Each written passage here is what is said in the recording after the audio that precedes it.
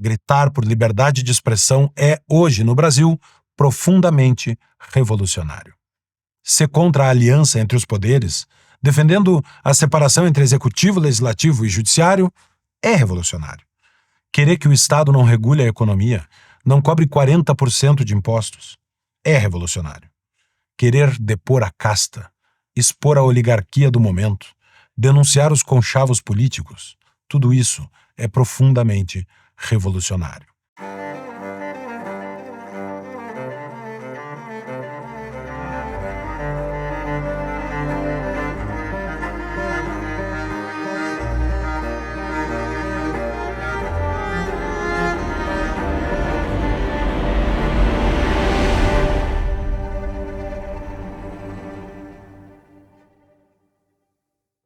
Defender a liberdade é revolucionário. Muitas vezes, a expressão revolução é assimilada ao uso da violência política, o que nem sempre foi o caso.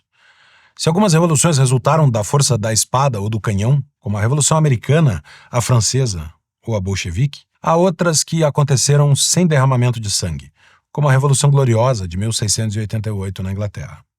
Outro uso do termo, que não está ligado à violência, é a Revolução Industrial, ou mesmo a Revolução Tecnológica. O fato é que uma revolução é uma mudança profunda e abrupta em um sistema político ou social. Talvez por isso mesmo, hoje a palavra seja associada mais à esquerda, que se orgulha de ser revolucionária. Em muitos casos defendendo inclusive o uso da violência na instauração de um governo socialista ou comunista. As revoluções comunistas sempre se fizeram acompanhar de tribunais revolucionários. Uma forma de dizer que os inimigos do novo regime deveriam ser perseguidos, ainda que contra a lei. Nós nos acostumamos a assimilar a ideia de revolução à destruição violenta do status quo, normalmente defendida pela esquerda. Mas no passado não foi sempre assim. Quando surgiu no século XVII, o liberalismo representava uma visão revolucionária da organização política. Na era das monarquias absolutistas, era revolucionário dizer que o poder dos governantes não vinha de Deus, mas do consentimento dos governados, que havia limites ao poder do rei e que os direitos individuais valiam mais do que uma ordem do monarca. O liberalismo era, portanto, a doutrina radical antissistema. Ele desafiava a organização do poder, a oligarquia reinante. Autores liberais foram perseguidos. Mas de suas ideias nasceram as democracias liberais, aquilo que Lincoln chamou de o governo do povo, pelo povo, para o povo. Dos conceitos liberais nasceu o constitucionalismo, a doutrina de que a Constituição limita e organiza o Estado, o exercício do poder, e garante os direitos individuais. Quando os liberais ousaram desafiar o poder de reis e aristocratas, foram taxados de radicais e extremistas. Soa familiar? A maioria do pensamento liberal foi incorporada ao ideário conservador ao longo dos séculos XVIII e XIX. No século XX, explodem os totalitarismos, como o nazismo e o comunismo. Revoluções que destruíram as garantias construídas ao longo de anos dessa contraposição entre liberais e conservadores. É a era do Estado grande, maior do que as pessoas. Travestida de interesse coletivo ou bem comum, a vontade de poucos passou novamente, e como nunca, a se sobrepor aos direitos individuais. No Brasil de Lula da Silva, que já dura mais de 20 anos com um breve interregno, há um casamento perigoso do patrimonialismo com o estado de bem-estar social. O velho patrimonialismo, herdado da coroa portuguesa e do Brasil colônia, é a prática de misturar o público com o privado. Tratar o que é do governo como se fosse seu.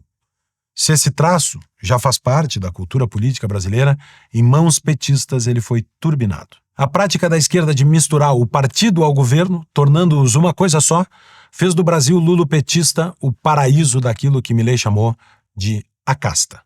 Corporações ideologizadas tomaram conta do aparato público brasileiro. O estado de bem-estar social, ou welfare state, deu aos governos a ilusão de que o gasto público era o caminho para o desenvolvimento. Todos os assuntos de grande importância tornaram-se também de grande intervenção. O governo se fez dono da vida das pessoas.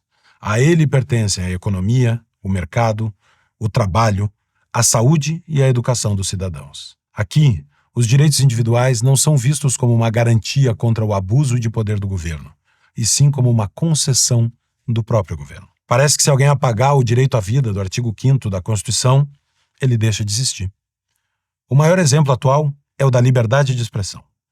Ela sempre foi defendida por liberais como uma arma contra o governo, como uma forma de resistência ao poder estatal. A liberdade de expressão é um direito exercido apesar da vontade do governante.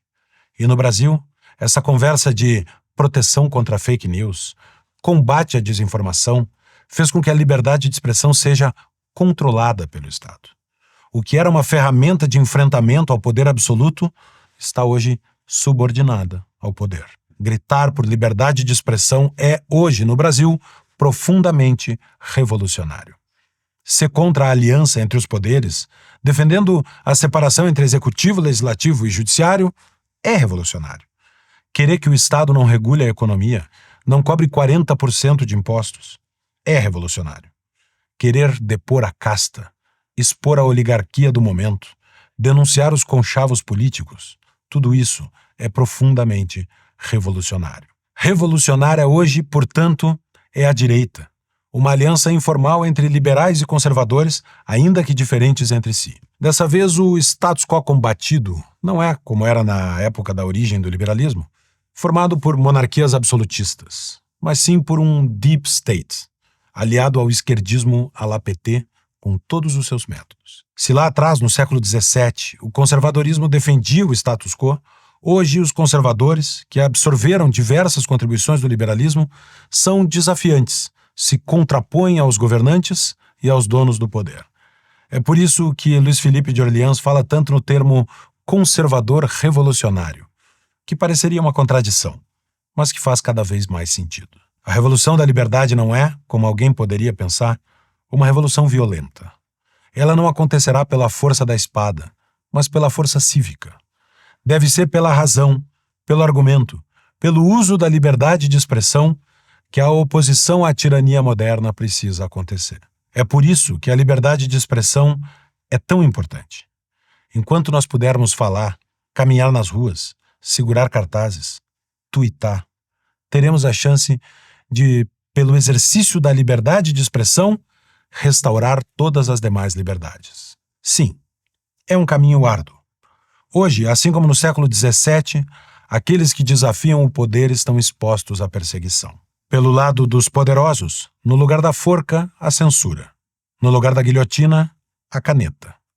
Mas pelo lado do povo, no lugar da espada e do canhão, estão as palavras e o desejo de viver em liberdade. Se essa for a revolução que nos toca fazer, que sejamos todos, então, revolucionários.